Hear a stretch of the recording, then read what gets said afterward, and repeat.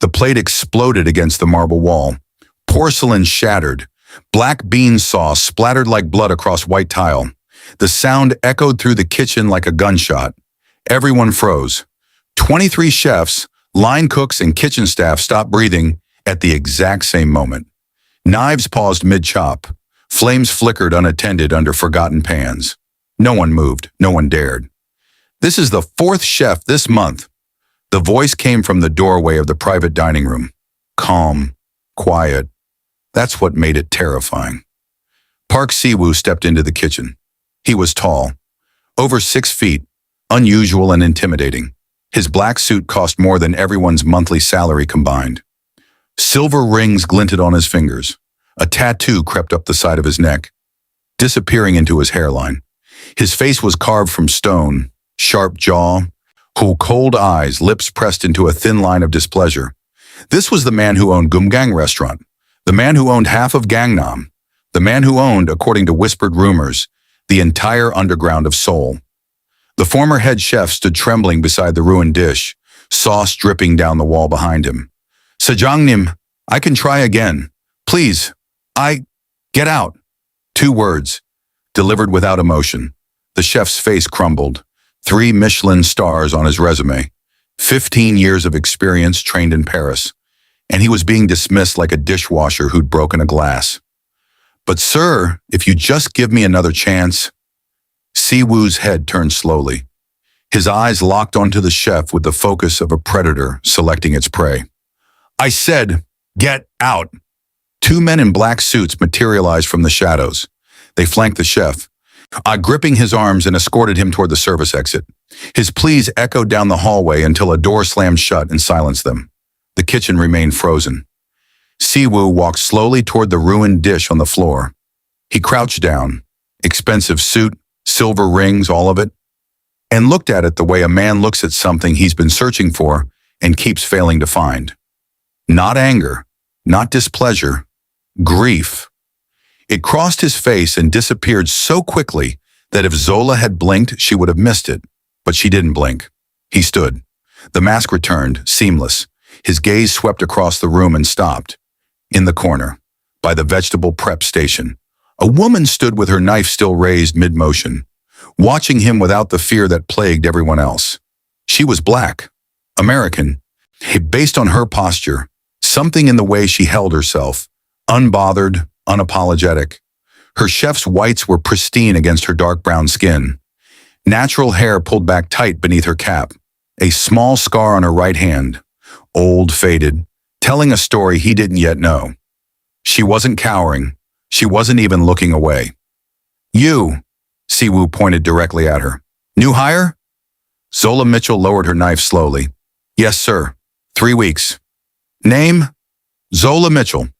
Siwoo walked toward her. The crowd parted like the Red Sea, nobody willing to be caught between the boss and his target. He stopped 3 feet away, close enough that she could smell his cologne, sandalwood and something smoky, like expensive whiskey left too long in the barrel. "You didn't flinch," he observed. "Should I have?" A flash of something crossed his face. Surprise? It vanished before she could name it. "Everyone else did." Zola set down her knife carefully. "With respect, sir, I've seen scarier things than a broken plate." The kitchen collectively held its breath, but Siwoo didn't explode. The corner of his mouth twitched, almost like a smile that had forgotten how to form. "Have you now?" It wasn't a question. He studied her for a long moment, those dark eyes cataloging every detail.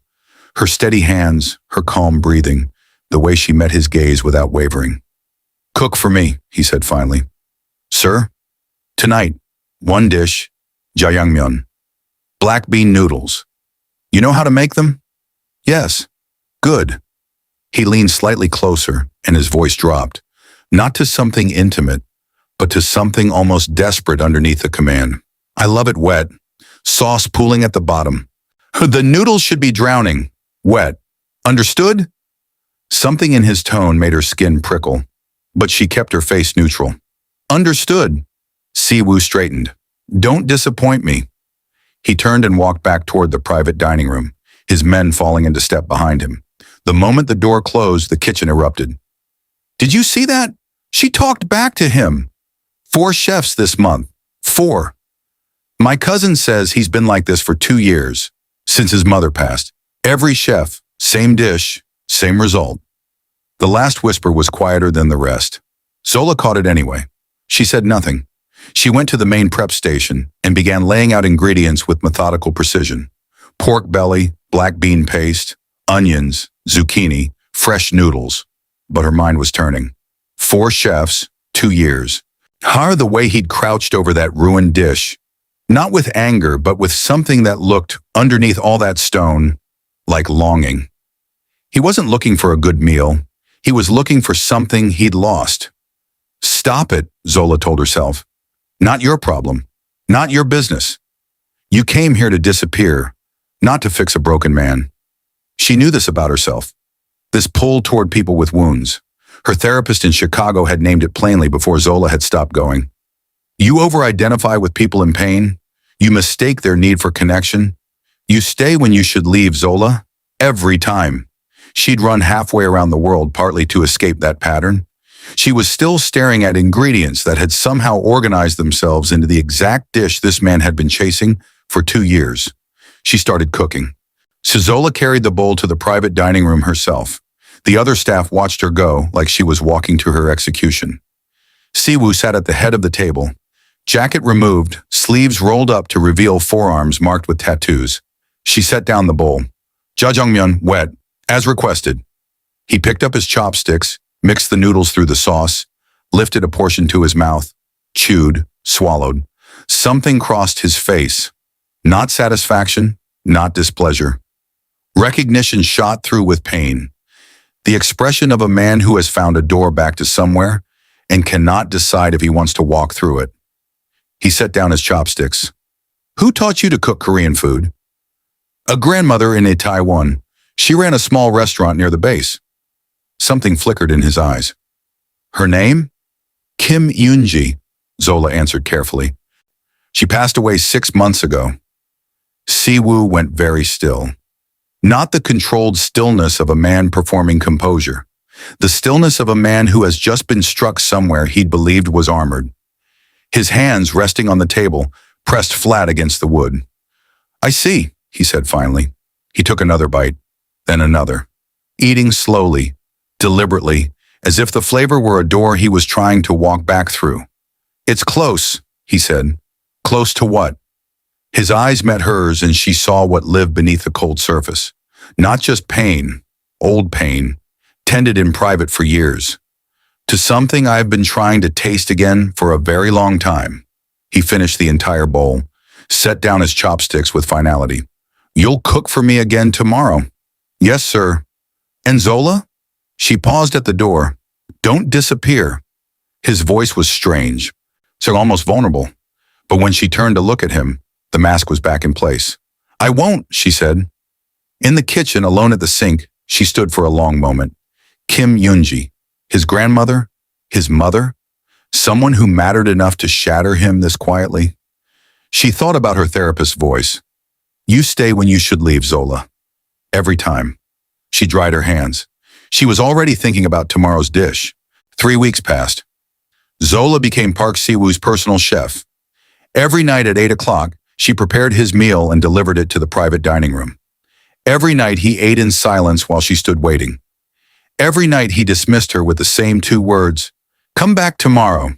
She noticed things. He always left mushrooms untouched. He preferred his soup scalding hot.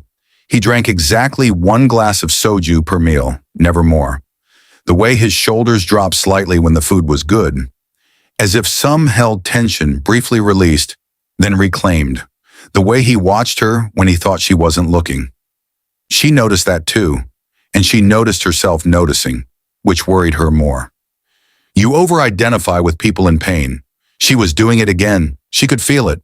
The careful attention, the piecing together, the quiet insistence on understanding someone who hadn't asked to be understood. This was the pattern that had kept her in Chicago 2 years longer than she should have stayed. Nursing a hospital in a city that were bleeding her dry because leaving felt like abandonment. The difference was that Park Siwoo was not a hospital. Park Siwoo was a man who ran half of Seoul's underworld. Leave it alone, she told herself. Cook the food, collect the paycheck, keep your distance. She was terrible at keeping distance. Tonight, Siwoo had invited guests. 6 men in expensive suits filling the private dining room with rapid Korean and clinking glasses. Zola served them, invisible, the way she'd trained herself to be. One man, younger than the others, nervous eyes sweated his temples, kept watching Siwoo's wine glass. Oh, every time Siwoo reached for it, the man tensed.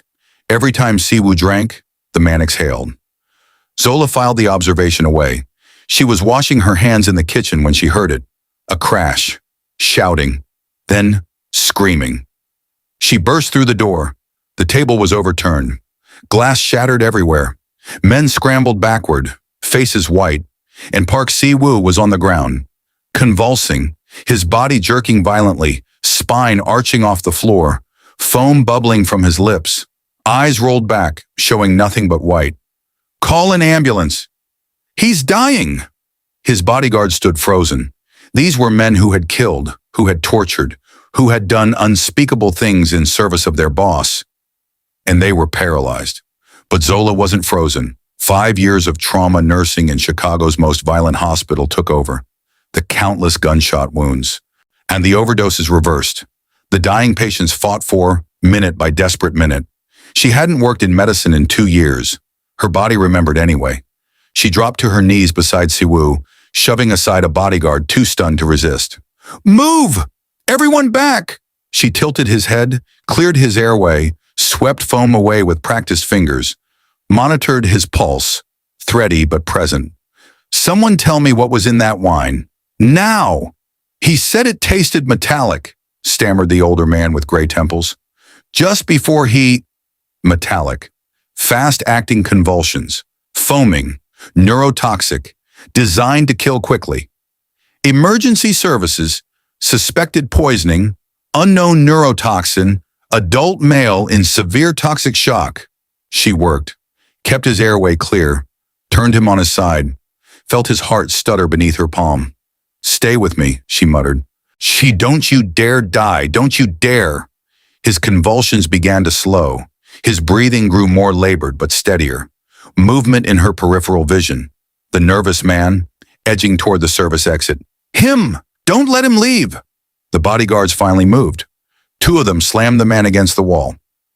Paramedics burst through the front entrance. Zola handed off care with rapid clinical precision, stepped back, and stood in the wreckage of the dining room while her hands began to shake. 5 years of suppressed memories flooding back. The gunshot victims who bled out in her arms, the children who didn't make it.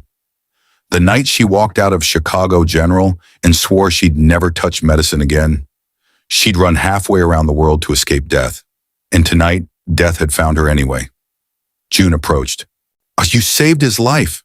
Zola looked down at her trembling hands. I just reacted. You reacted when everyone else froze. A long pause. You kept him alive. She didn't respond, but she didn't leave either. Seoul National University Hospital. Private wing, 3rd floor. Zola sat in the hallway in her stained chef's coat, staring at the wall without seeing it. 3 hours since the ambulance. He was stable. Critical, but stable. She should leave. Every intelligent part of her said, go home. This is not your life. This is not your problem. You already saved him. You are done. Her legs wouldn't move. June brought her coffee, sat beside her. The doctor said if you hadn't acted when you did, he would have choked to death before the ambulance arrived. I used to be a nurse. Trauma, Chicago. Why did you stop? Because I couldn't save them all, and the ones I lost stayed with me. She stared at her hands. Every face, every name, every family I had to tell their person wasn't coming home. I couldn't carry it anymore. June was quiet. And then, can I tell you something about him? Zola looked up. Kim Yoonji was his mother, June said quietly. The hallway went very still. She left the family home when he was 22, over what he was becoming. She moved to Itaewon, opened a small restaurant, and they didn't speak for years. He stared at his coffee. He spent a decade trying to find his way back to her. By the time he did, she had months left. Zola's chest tightened with a sensation she recognized as the beginning of being in too deep. He sat with her every day at the end. She cooked for him when she was strong enough. Jajangmyeon. That was her dish. That was how she forgave him.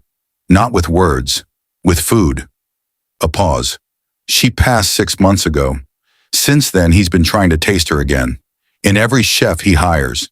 In every ruined plate. Zola sat with that. The grandmother who'd taken in a broken American woman with sad eyes and taught her that cooking heals. The same hands that had made food for her son at the end of her life, teaching forgiveness through a bowl of wet noodles. And of everyone in Seoul, it was Zola she'd chosen. You over-identify with people in pain. She could hear her therapist's voice clearly now, could practically feel the gentle, firm warning. She was already past the point where warnings helped. A nurse emerged from Siwoo's room. He's awake. He's asking for the chef. Zola entered the hospital room alone. Siwoo looked diminished against the white sheets, pale tubes and wires, lips faintly stained from whatever poison had tried to claim him. But his eyes were open, and they were fixed on her. "'Cause you came. You asked for me. I wasn't sure you'd still be here. I almost left, several times." A ghost of a smile. "But you didn't." "No, I didn't." Silence. The heart monitor beeped steadily. "June told me," she said, "about your mother." Something closed in his face, then slowly reopened, as if he'd decided to let it. "Then you know why I kept firing chefs. You weren't firing them because the food was bad. You were trying to taste your way back to her." He stared at the ceiling. "She taught you." "She did. She always took in people with sad eyes." His jaw tightened. "It was one of the things I hated about her when I was young. Thought it made her vulnerable." A long pause. "I understand now why she did it." Zola said nothing, just waited. "Why did you fight for me?" he asked. "You know what I am. Want the things I've done. Because when I was on that floor working to keep you alive, you weren't Park Siwoo, the crime boss. You were just a man dying." She met his gaze. "And your mother taught me that every life is worth fighting for." Something broke open in his face, raw, unguarded. He blinked it away, but she'd seen it. "Don't disappear," he said. "Come back to the restaurant." "Why?" "Because you knew her, and you cook like her, and I'm not ready to stop grieving her yet." He paused. "And because you're the only person who's looked at me without fear or agenda since she died." "Okay," she said simply, and she left him there, already telling herself she was only going back for the job. She didn't believe herself. Welcome to AfroHan Tales, where African soul meets Korean heart. Hit that subscribe button and turn on notifications. You do not want to miss what's coming next. To my day ones, thank you for being here. Drop a comment telling me where you're watching from. Now let's get back to the story. 2 weeks later, Park Siwoo returned to Gumgang. Zola found him at the main bar, nursing water, his eyes finding her the moment she walked through the staff entrance. He told her he wanted cooking lessons. She said yes before she'd finished processing the request. "You stay when you should leave, Zola." She knew what she was doing. She did it anyway. He was terrible at cooking. He chopped onions like he was attacking them. He burned the pork belly twice. He splattered sauce across his immaculate white shirt and stood there looking at the stain with an expression of genuine offense that made her laugh before she could stop it. "This is impossible," Siwoo muttered. "It's really not. You just have to be patient." "I'm not patient. I noticed." He glared at her, but there was no heat in it. Underneath, something she recognized as the specific shame of someone who'd missed something important and couldn't go back. "Here." She moved to stand beside him, positioning his hands on the knife. "Let the blade do the work. You're guiding it, not fighting it." Her hands over his, her body close to his side. She felt him tense, not with discomfort, but with something he was struggling to categorize.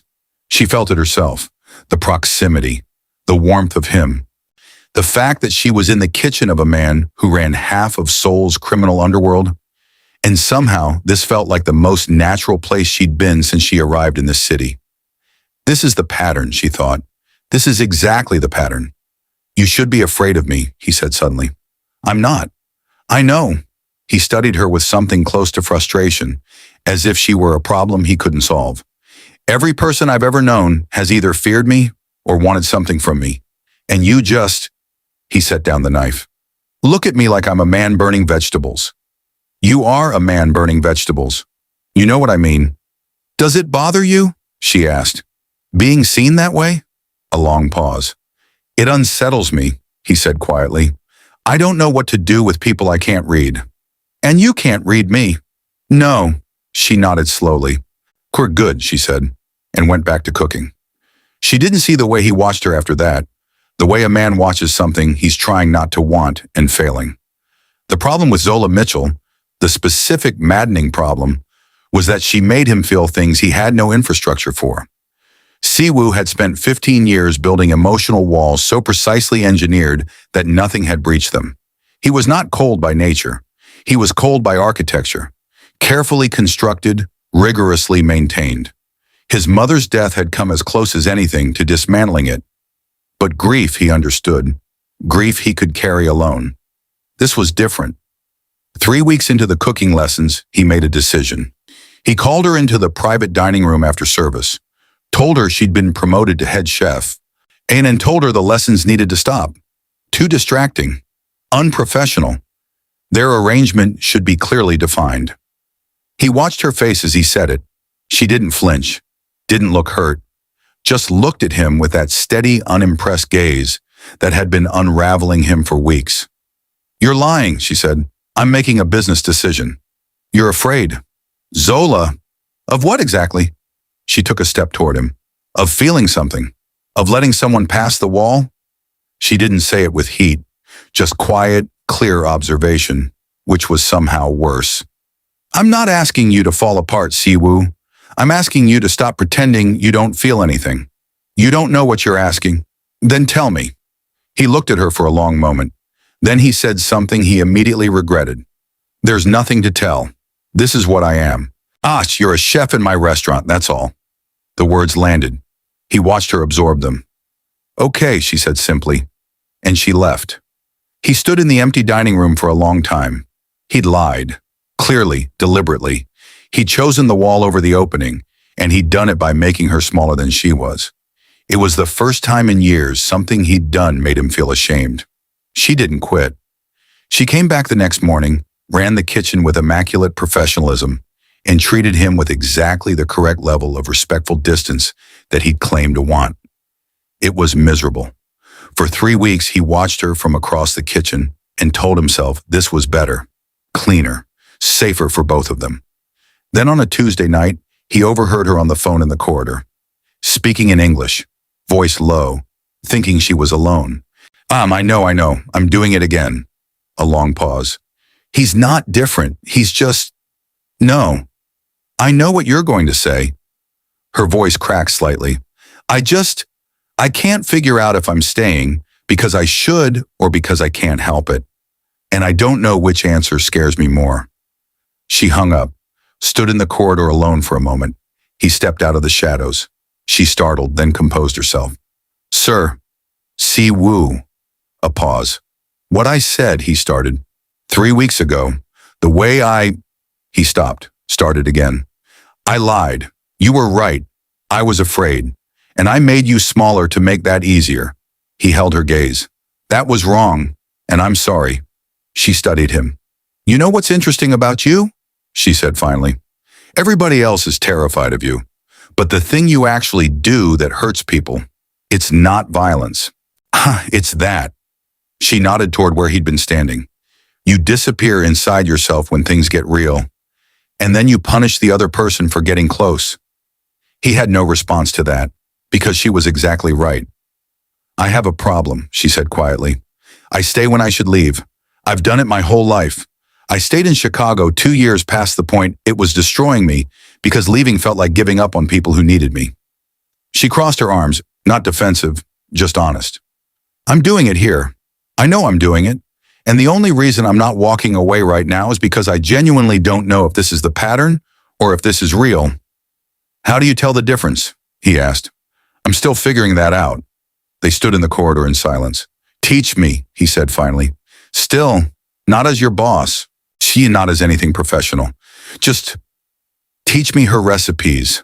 Let me learn what I was too arrogant to learn when I had the chance. He paused. And let me figure out how to be someone who deserves the way you look at me. Zola was quiet for a long moment. You don't get to ask me to stay and then disappear again, she said. That's the condition. If you pull away, you tell me why. You don't use lies to make it easier. Agreed.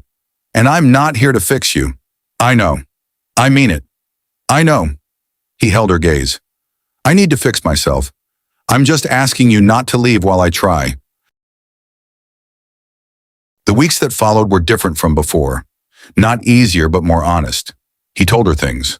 Real things, not the curated version. He told her about his mother leaving, about the 15 years of silence that followed, and how he'd filled it with expansion and control, and the systematic acquisition of everything that could be taken by force, because force was the only language he'd learned. She was right to leave, he said one evening, not looking at Zola. She told me she raised me to protect people, not own them. And I told her protection and ownership were the same thing. He stared at the cutting board. I was 22. I believed it. Do you still? A long silence. No, but I kept building the same structures anyway, because I didn't know how to stop. He looked at his hands. There's a man I ordered hurt last month. He'd stolen from me. Significant money. A serious offense. I could have handled it differently. Instead, He stopped. I did what I do. Zola was quiet. This was the part she'd known was coming. Not abstractly, but concretely. The specific, particular ugliness of the life he led. Is he alive? She asked. Yes. Would you make the same choice now? He was quiet for a long time. I don't know, he finally said. And the fact that I don't know is new. 6 months ago, I wouldn't have asked the question. He looked at her. That's because of you. And I don't know if that's good or dangerous. Both, Zola said plainly. It's both. She told him about herself too, the real version, not just the loss and the trauma, but the pattern underneath.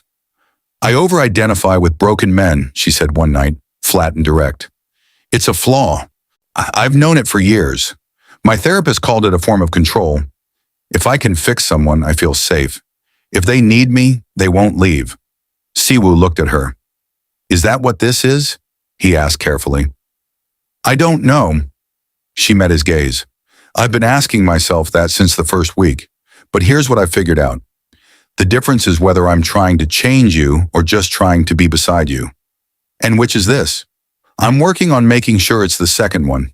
He nodded slowly. I appreciate you telling me that. I'm not telling you for your benefit. I'm telling you so I stay honest with myself. He almost smiled.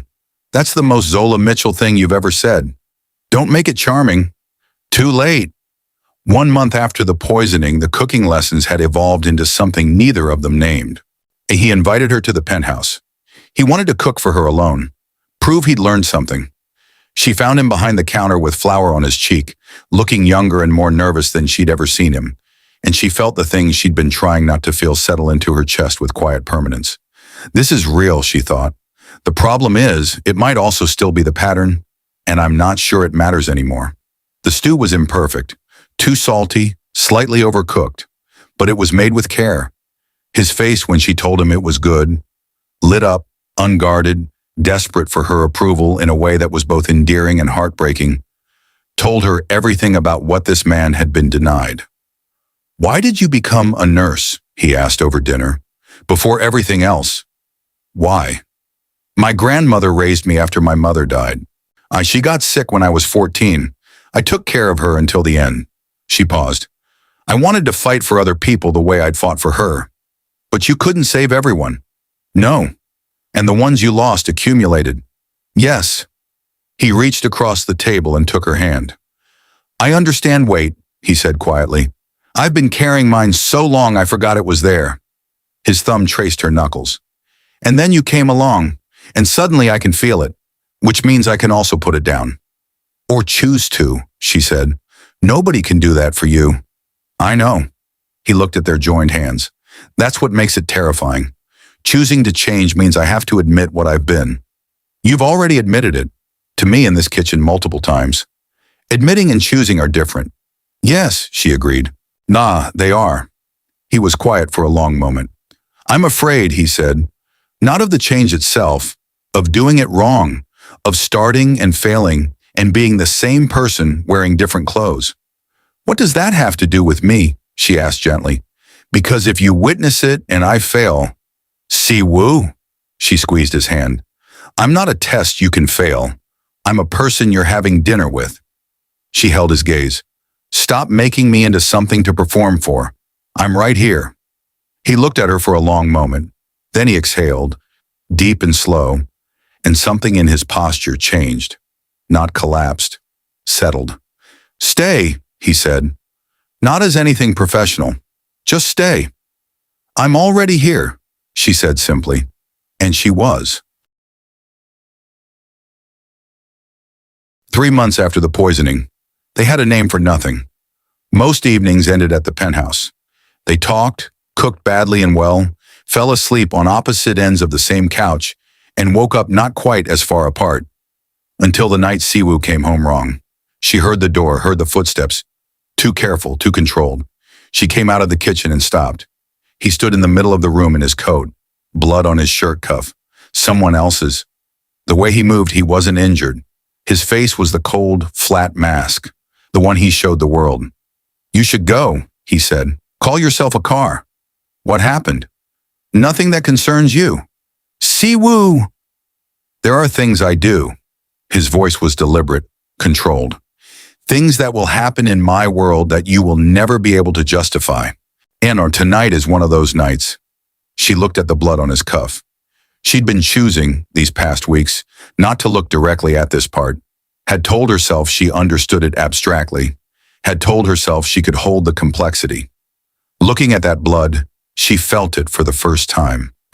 Not the idea of what he was, but the fact of it, heavy and particular and real. Someone had been badly hurt tonight, on his order. Go home, he said again, quieter. Please. She picked up her jacket. She stopped at the door. Did they deserve it? She asked. Not accusating, just needing to know. A long silence. The man tonight was the handler behind the poisoning. He'd been planning it for 2 years. He had a list of other targets. People close to me he intended to eliminate. His voice was flat. June's daughter is on that list. She's 11 years old. Zola stood there. I'm not asking you to approve, he said. I'm telling you because you asked and you deserve truth, even when it's ugly. She put her jacket down. She turned around. I'm not okay with it, she said clearly. I need you to hear that. I'm not going to pretend. I know. And I'm not leaving. Something moved across his face. Relief and guilt tangled. You should, he said. Probably. She sat down on the couch. Come sit with me. He stood there for a moment, this man who commanded the fear of an entire city, who had never in 15 years been told simply to come sit. And something visibly struggled in him, the instinct to refuse, to retreat, to protect himself through distance. He crossed the room and sat beside her, and he talked. Not the broad strokes he'd offered before, the specific, woody particular truth, the things he'd ordered, the people he'd hurt, the years he'd built structures of violence and called it protection because calling it what it was would have required a reckoning he hadn't been ready for. He told her about the 3 times he'd chosen cruelty when another option existed. He told her about the man he'd broken 2 years ago who had done nothing except remind him of his father. He told her the truth. All of it. And when he finished, voice hoarse and eyes dull with something that looked like genuine shame, he waited. She didn't run. I can't tell you that's okay, she said, because it's not, and I don't think you want me to. No, some of what you've described I'll need to sit with for a long time. I know, but I also see what's happening inside you. You're not telling me this to be absolved. Well, you're telling me because you're tired of carrying it alone.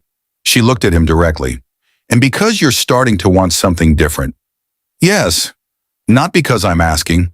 He looked at her. Not because you're asking, he confirmed. Because I can't stand who I've been. I've been able to look at it clearly since you came. Before that, it was just the way things were. He paused. You didn't fix me. You just made the lights come on. What are you willing to change? She asked. Concretely, what does a different life look like? He was quiet for a long time, the longest silence she'd ever heard from him. The restaurants, he finally said, that's what I want it to be. What my mother built, something that feeds people. I've been using them as cover. I want them to be the point. Then start there. It won't be fast. I'm not going anywhere. She held his gaze. But I need you to stop lying to protect yourself. Not to the world. To me. Can you do that? I can try. That's all I'm asking. He kissed her. Not desperate and broken open. Slow, considered. The kiss of a man making a deliberate choice and knowing exactly what it costs. Stay, he said. Be mine. Let me be yours. I don't know how to do this, but I want to. Teach me your world, she said, and I'll teach you mine. We're at the climax now. Strap in. But first, if you've made it this far, you're one of the real ones. Hit that like button, drop a comment, and make sure you're subscribed to AfroHan Tales. The ending of this story will leave you speechless. Let's go. The attack came 6 weeks later. Midnight. The first explosion rocked the building, and Zola jerked awake, heart slamming, the room dark and the alarms blaring, and fire blooming in the windows below. Siwoo was already dressed, already armed. Stay here, lock the door. Don't open it for anyone except me or June. What's happening? The Huang family, they've been watching for months. His eyes were the cold, flat ones, the emergency eyes. Apparently tonight they decided I'm weak enough. Another explosion, closer. Siwoo! He grabbed her face, kissed her hard, not tenderly, like a man who isn't sure he's coming back and can't say so. Promise me? I promise. He was gone. Zola locked the door, barricaded it, crouched in the corner farthest from the windows. The sounds were horrific. Gunfire, screaming, explosions that made the building tremble. She thought about Chicago, about fear as a constant condition, about the specific exhaustion of loving a life that kept trying to kill itself. She'd run from that, and here she was again, not on the periphery, but at the center of it, not a bystander, a target potentially. The woman who belonged to Park Siwoo. She let herself feel it fully, the way she hadn't until now. The fear, the anger, the specific grief of loving someone whose world could reach into a penthouse bedroom and take things. Is this the pattern, she asked herself in the dark, or in the silence between explosions? Or is this real? Both, she thought. It had always been both. The question wasn't whether to name it. The question was whether love was large enough to hold both things simultaneously. 45 minutes. The gunfire stopped. Silence. Then footsteps. Thin. She threw open the door. Siwoo stood supported by June, his black shirt soaked dark, his face pale with the specific pallor of blood loss. She was across the room instantly. Shoulder, he said before she could ask. Through and through. Behind June, she saw a second figure, one of Siwoo's men, younger, being supported by two others. This one wasn't moving. Who is that? She asked. June's face told her, before his words did. Do-yun. He's 24. She looked at Siwoo. He stepped in front of me, Siwoo said, and his voice was different. Not the controlled flatness. Something rawer. He's been with me since he was 17. Is he? He's alive. Barely. She worked on Siwoo's shoulder in silence, cleaned the wound, dressed it, monitored his color. The movements were automatic, risen from a part of herself she'd spent 2 years trying to put down. When she finished, she sat back. Do-yun, she said. He needs a hospital. He's already en route. He has people? Family? Siwoo looked at her steadily. His mother, I've already called her. Zola nodded, looked at her hands. A 24-year-old boy, she said quietly. I know. This is the cost. She looked up at him. Not abstract, not a number. A 24-year-old boy who's been with you since he was 17. I know. It's Zola. Does he know what he signed up for? Yes. Something moved in Siwoo's jaw. They all do. I've never pretended otherwise. A pause. That doesn't make it easier to sit with. She studied his face. This was the man she loved. holding the weight of a young man bleeding in an ambulance, not deflecting it, not bearing it, sitting with it. "You need to be faster," she said quietly. "The exit, whatever you're building with the legitimate operations, it needs to move faster, because this is the cost of every day you wait." "I know." "Say it like you mean it." "I know," he said again, different this time, heavy with it. She took his hand, carefully around the bandaged shoulder. "I sat in that room tonight," she said, "and I asked myself if I could keep living inside your world, if love is enough to hold this."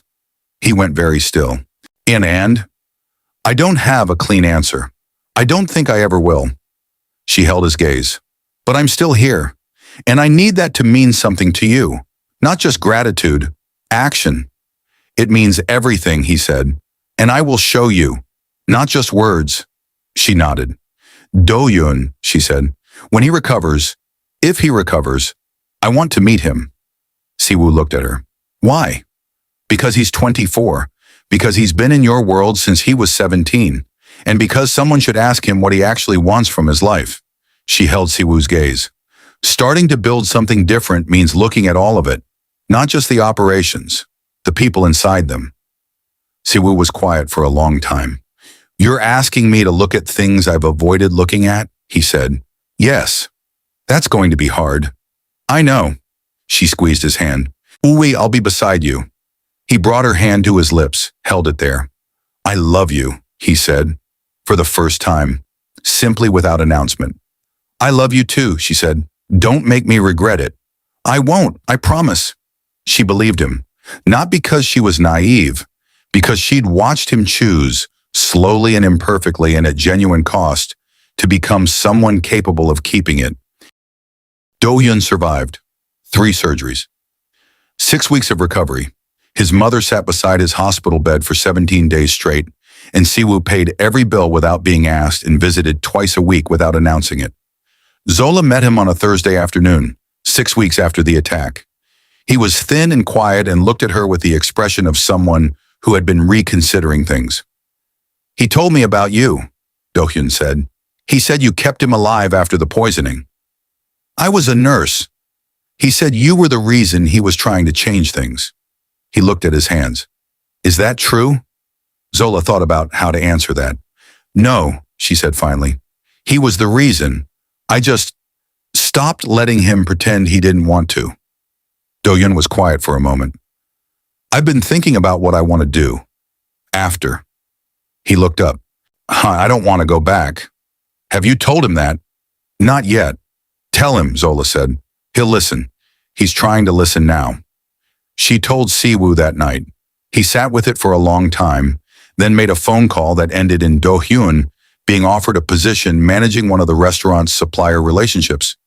Legitimate, quiet, a door opened by someone who had finally started understanding the difference between protecting people and owning them. That was the moment Zola felt the shift happen. Not in how she felt about Siwoo, in how she felt about herself. She wasn't here to fix him. She wasn't here because she couldn't leave. She was here because she'd chosen to be, clearly, with full knowledge of the cost. And the choice had its own weight and its own dignity. She called her old colleague from Chicago that night. "Hey friend, I think I'm okay," she said. Like, actually okay, not surviving. "Okay." A pause on the other end. "That's new." "Yeah," Zola said. "It really is." The proposal came 3 months after the attack, which meant 3 months after Do-hyun's survival. 3 months of Siwoo meeting with legitimate business advisors. 3 months of slow, imperfect, genuine work. And 1 month after Zola had sat him down and said, "I need to know this is real. Not because of me, because of you. What do you actually want your life to look like in 10 years?" he'd told her, and she'd believed him. Not because the answer was perfect, but because it was honest and it was his, and it cost him something to say it. She still wasn't sure he'd say yes, which was a strange thought about her own engagement. But there it was. She genuinely didn't know if she was ready to say yes. They had come so far. The story was still being written. She found the private dining room set with candles and flowers in 2 place settings, and Siwoo standing beside it looking nervous in a way she'd only seen twice before. He told her about the poisoning, about his mother, about all of it, again, but differently, not as confession, as history, the history of how he'd become who he was becoming. "I love your strength and your stubbornness," he said. "I love that you called me out when I lied to you. I love that you left when you needed to and came back when you chose to. I love that you told me the truth about yourself, your flaws, your patterns, because it made it safe for me to tell you mine." He opened the box. "I love that you loved my mother's food long before you knew she was mine." Zola's throat tightened. "Marry me," he said, "not because you saved my life, because you saw it was worth saving, and you've been showing me the same thing ever since." She looked at the ring. She thought about her therapist's voice. "You stay when you should leave, Zola." Every time.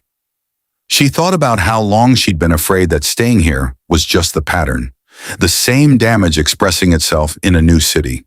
She thought about Do-yun, who was now managing supply chains and had told her last week that he'd enrolled in a business course. She thought about Siwoo, meeting with advisors every Tuesday morning. She thought about the night she'd almost left and come back, not because she couldn't help it, but because she'd chosen to. She thought about the difference between those two things, the enormous, quiet difference. "I spent a long time afraid this was just my pattern," she said. Siwoo held her gaze, didn't fill the silence. "I know myself well enough now to tell the difference," she said. "This isn't me staying because I can't leave. This is me staying because I want to." She looked at him. "That took me a long time to be sure of. I needed you to know that." "I know," he said quietly. "I waited." "You did," she smiled. "Yes, I'll marry you." His face transformed. Relief and joy and love all at once. "You realize what you're agreeing to," he said, slipping the ring onto her finger. "A man who is still, imperfectly, in the middle of becoming someone better." "I know." She pulled him forward by his tie and kissed him.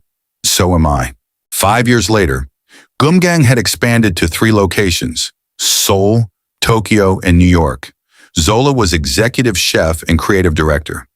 Siwoo had made the shift toward legitimate operations real, not completely, not cleanly, because nothing real ever is, but genuinely. The restaurants were no longer cover. They were the point. The shadows had faded. Most of them. There were still nights she didn't ask questions. There were still things she held that were heavy, but there was no pretending, no managing her perception, no lies told to protect her from the weight.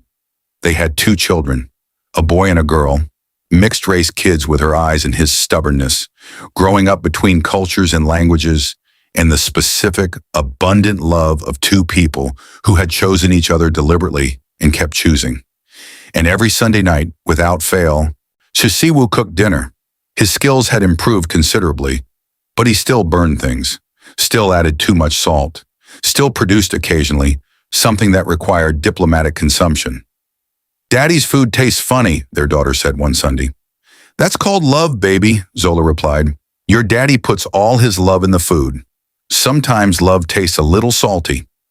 Siwoo caught her eye across the table. She grinned. Their son, unbothered, asked for seconds. Do-yun came to Sunday dinners sometimes. He'd finished his business degree, was managing 2 of the restaurant's supplier relationships, and had recently mentioned, shyly, that he was thinking about opening something of his own one day.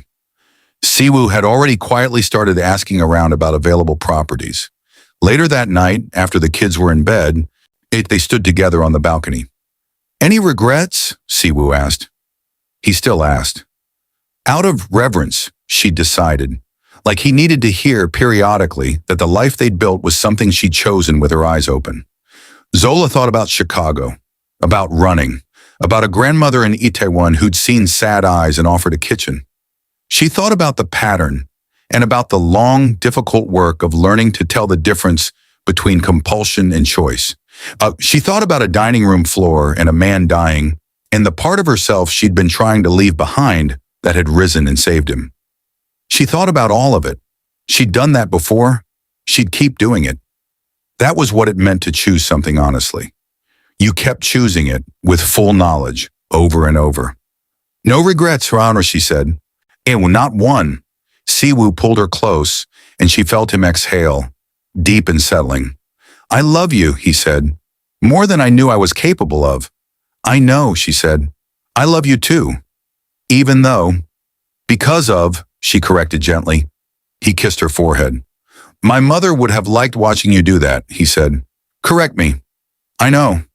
Zola smiled. She already knew I would. They stood there together, watching the city lights pulse below them.